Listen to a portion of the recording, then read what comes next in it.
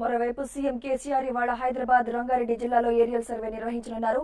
ఖాళీగా ఉన్న కబ్జాకు గురైన భూములపై సర్వే నిర్వహించనున్నారు. మరింత సమాచారం మా ప్రతినిధి మార్గన్ శ్రీనివాస్ అందిస్తారు. శ్రీనివాస్, సీఎం కేసీఆర్ మరి ఏ ప్రాంతాల్లో ఏరియల్ సర్వే నిర్వహించనున్నారు?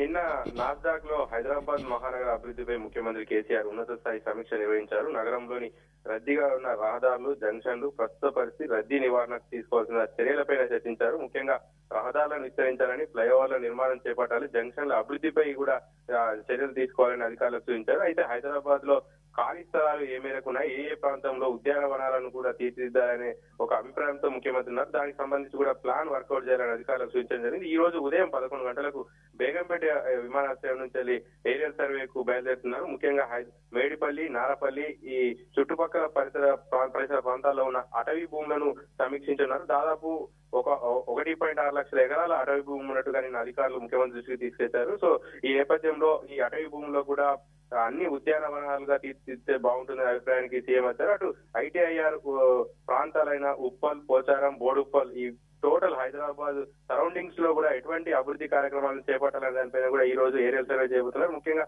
మూసీ నది నుంచి వనస్థలిపురం వరకు కూడా చాలా మూసీ నది చుట్టూగా కూడా ఉద్యానవనాలను నిర్మించాలనేది ముఖ్యమంత్రి ప్లాన్ గా ఉంది. దీనికి సంబంధించి కూడా ప్రతిపాదనలు తయారు చేయాలని ఇప్పటికే అధికారులకు సూచించారు. ఇక మరోవైపు హైదరాబాద్ రంగారెడ్డిలో చాలా చోట్ల కూడా భూములను కూడా అన్యాక్రాంతం అయిపోయి కబ్జాకు గురయ్యాయని కూడా ముఖ్యమంత్రి దృష్టికి వచ్చింది. ఈ నేపథ్యంలోనే ఈ ఏరియల్ సర్వే చేయబోతున్నారు. ఎక్కడెక్కడ ఈ భూములన్నీ ప్రభుత్వ భూములు ఎన్ని ఉన్నాయని ముఖ్యంగా గుర్తించడానికి ఈ ఏరియల్ సర్వే చేయబోతున్నారు. సుమిత్ర.